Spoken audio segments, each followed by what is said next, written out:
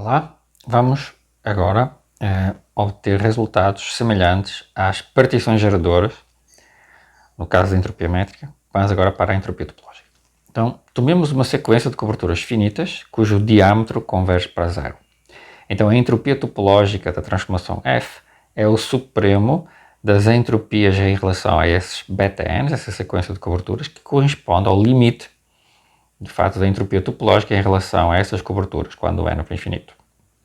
A prova deste tipo de resultados depende da noção do número de Lebesgue. Okay? Então, o número de Lebesgue de uma cobertura é um número de tal forma que qualquer conjunto com diâmetro inferior a esse número tem que estar contido em algum elemento da cobertura. Isso é, por definição, o número de cobertura de Lebesgue. Então, dada uma cobertura finita aberta, podemos escolher um número arbitrariamente grande, de tal forma que o diâmetro do beta-n, maior do que esse, para um n maior do que esse número grande, é inferior ao número de Lebesgue da cobertura, porque o diâmetro vai para zero. Tá? Eu fixei uma cobertura, toda a cobertura aberta num espaço compacto tem um número de Lebesgue, okay? E eu posso agora tomar o diâmetro de beta-n inferior a esse número de Lebesgue para n suficientemente grande. Então, como o diâmetro é menor ou igual que γ, então qualquer que seja o elemento da cobertura beta-n, ele está contido em algum elemento da cobertura V. Ou seja, a cobertura V é mais fina que beta-n. Okay? Menos fina, perdão. V é menos fina que beta-n. O que implica que a entropia de F em relação a V é inferior, é menor ou igual que a entropia de F em relação a beta-n. Okay? Uma vez que os refinamentos da cobertura V são menos finos que os refinamentos da cobertura beta-n. Então, em particular, a entropia de F em relação a V é inferior ao supremo das entropias sobre os beta-n's. Okay? E se eu tomar agora o supremo sobre todas as coberturas finitas, aqui no lugar da V, né? Eu tenho que a entropia topológica da F é o supremo para todas as V's, a entropia topológica da F em relação a V, todas as coberturas V, e isto, cada uma delas é menor ou igual que o supremo das entropias topológicas em relação aos beta-n's, para todos os n's maiores ou iguais que 1.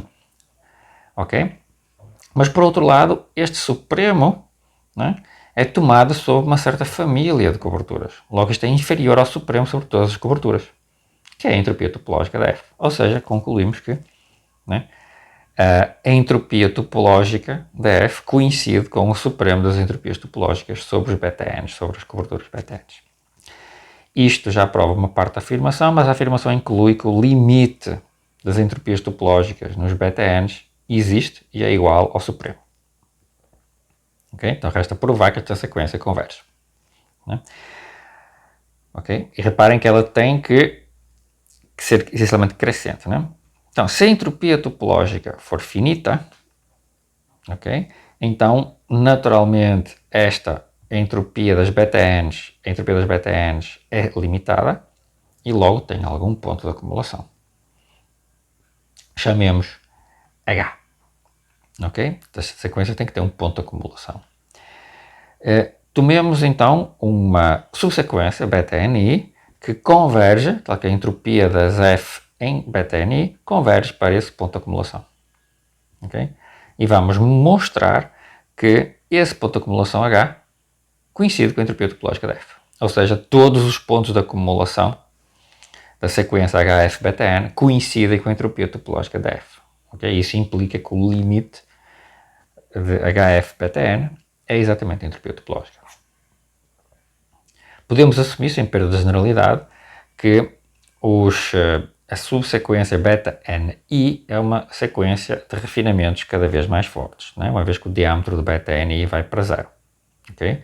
Se isso não acontecer, nós tomamos uma nova subsequência, de tal maneira que o diâmetro do beta-ni mais 1 seja inferior ao número de Lebesgue da beta-ni. Nós podemos simplesmente tomar um ni mais 1 maior ainda. Okay? Bom, uma vez que vale esta relação de refinamentos, então automaticamente a entropia em beta-ni I é uma sequência crescente, ok? E ela vai convergir, sendo uma sequência crescente, em R limitada, ela converge para o seu supremo. Okay? E esse supremo nós já sabemos que é o H. Assim, aplicando o que já mostramos a sequência BTNI, nós obtemos que a entropia topológica da F é este supremo da entropia em BTNI, que é igual ao H.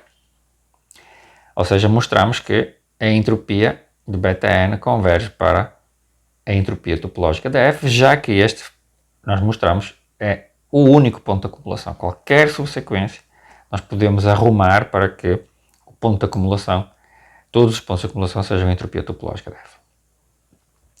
Mas eu assumi que a entropia topológica era finita. Se a entropia topológica for infinita, argumentamos por contradição. Então, caso a entropia topológica da F em relação aos BTNs não convirja para o infinito, né? Se o lema, se o resultado vale, se não queremos provar vale, então a entropia topológica das BTNs tem que convergir para a entropia topológica da F, tem que ir para infinito.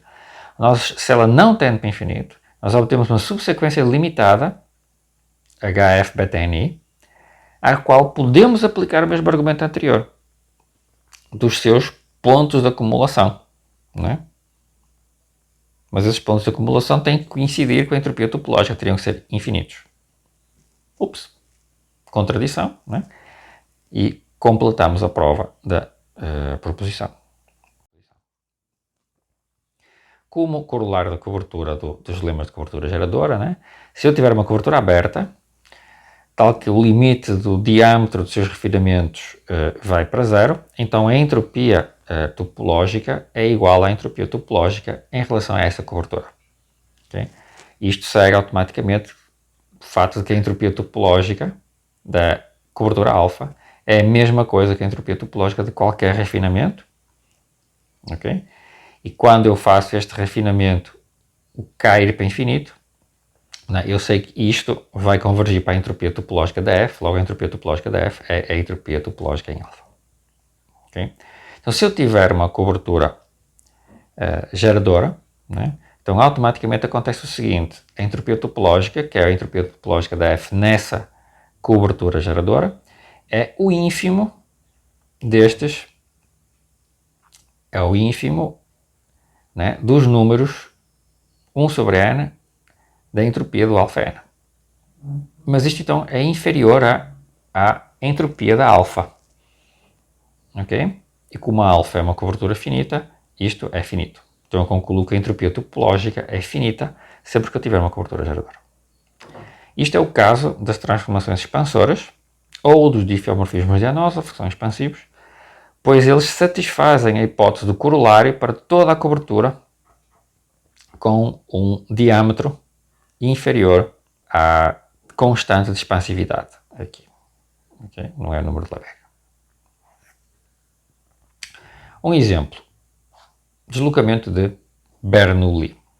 Então, no deslocamento de Bernoulli, com D símbolos, vamos tomar o unilateral primeiro, temos naturalmente que a família dos cilindros de comprimento 1 é uma partição geradora para a entropia topológica. Né? Quando eu faço o refinamento, eu vou ter os cilindros com N símbolos e eu sei que esses cilindros com N símbolos têm diâmetro que vai para zero, né? Usando uma definição de distância que nós já vimos anteriormente. Logo, a entropia topológica do deslocamento de Bernoulli é a entropia topológica em relação à cobertura dos cilindros de comprimento 1, que é exatamente o limite de 1 sobre n da entropia da cobertura alfa n, em que alfa é os cilindros de comprimento 1, mas estes cilindros formam exatamente são abertos e fechados e formam uma família disjunta, ok? Porque eu estou num espaço métrico totalmente desconexo. Então, o número mínimo de elementos necessários para cobrir o espaço é exatamente o número de elementos da cobertura neste caso, e o número de elementos da cobertura alfa n são a quantidade de cilindros de comprimento n. Como eu tenho D símbolos, esse número é d elevado a n. Então 1 sobre n log de d elevado a n é exatamente log d, qualquer que seja o n. Então a entropia topológica do shift, do deslocamento de Bernoulli, é o logaritmo do número de símbolos. Vou dar agora um exemplo de uma transformação com a entropia topológica infinita, para ficar registado que elas existem, né? Então, a ideia é muito simples. Eu pego esta transformação aqui, que tem 3 ramos monótonos, ok? E depois eu reescalo. Portanto, isto aqui está, imaginemos que está no quadrado 0,1, né? Global. Aqui eu tenho o quadrado de tamanho 1/2. Depois aqui eu coloco o quadrado de tamanho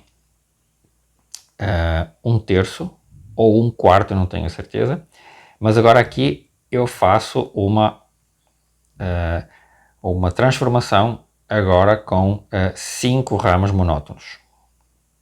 Okay? Começo com 3 ramos monótonos, agora faço 5 ramos monótonos, depois faço com 7 ramos monótonos e reduzo o quadradinho proporcionalmente e vou continuando assim ad infinitum. Né? Eu vou obter aqui uma transformação do intervalo nele mesmo que é contínua. Okay? Ela pode ser obtida contínua. Okay?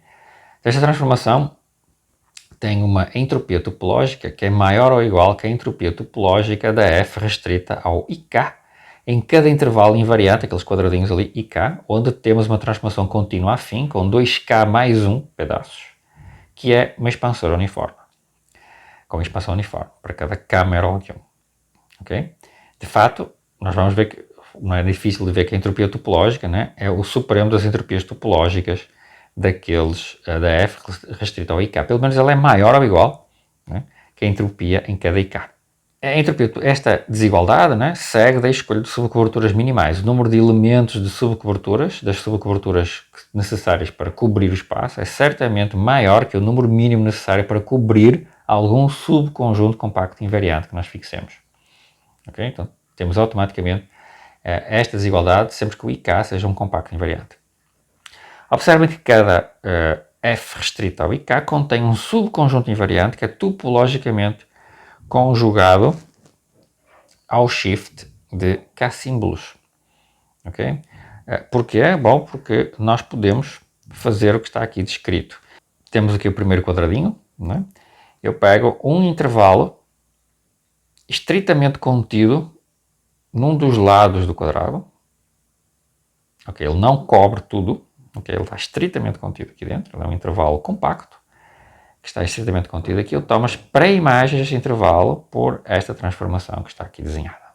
Okay? Então as pré-imagens vão ter, no caso que eu tenho aqui, tenho 3 ramos monótonos, as pré-imagens vão ser 3 conjuntinhos disjuntos, okay? Aqui em azul, são pré-imagens do vermelho. Okay? Agora eu vou repetir o processo, vou pegar nestas 3 conjuntinhos disjuntos, vou colocá-los de volta na posição vertical, aqui nesta vertical do quadrado, e vou fazer a pré-imagem de novo. Reparem que o que vai aparecer aqui é um ternário de Cantor, é um conjunto ternário de Cantor, certo? Então o que eu vou obter é um conjunto que é conjugado, neste caso, a um shift de 3 símbolos. Né? Eu vou ter aqui cada um destes intervalos azuis vai corresponder a um símbolo e eu posso identificar as trajetórias com os códigos das visitas a cada intervalo. Okay? Então, esta transformação f do intervalo com entropia topológica infinita, repare que ela vai ter que ser infinita, porque, né, a entropia topológica é maior ou igual que a entropia topológica do shift de k símbolos, né? E isto é maior ou igual que a entropia é o logaritmo do número de símbolos que nós acabamos de ver, né? Então a entropia topológica é maior ou igual que o logaritmo de k para todo k, né? Porque eu posso argumentar para cada um destes compactos invariantes nesta construção. Né? Aqui tem 3 símbolos, o compacto maior, aqui tem 5 símbolos, aqui tem 7 símbolos, aqui tem 9, depois tem 11, etc. Né? Então eu vou ter que a entropia topológica é maior ou igual que tudo isto, então é maior ou igual que log de k para todo k, então é maior ou igual a infinito. Okay? Observem que esta transformação do intervalo com entropia topológica infinita ela não pode ser expansiva, porque ela admite subconjuntos invariantes, ik, com um diâmetro arbitrariamente pequeno. Portanto, nenhum número positivo pode ser constante de expansividade para esta transformação. Okay? Em seguida, veremos uma definição, que é uma definição que foi introduzida, foi apresentada por Rufus Bowen, que é uma definição de entropia adaptada para espaços métricos não compactos. Neste caso, sigma compactos. Okay? Eles podem ser escritos como uma união crescente de compactos. Okay? E vamos usar esse conceito de entropia topológica para estendê-la para transformações em espaços que não são necessariamente compactos, mas que são sigma compactos, nos próximos vídeos.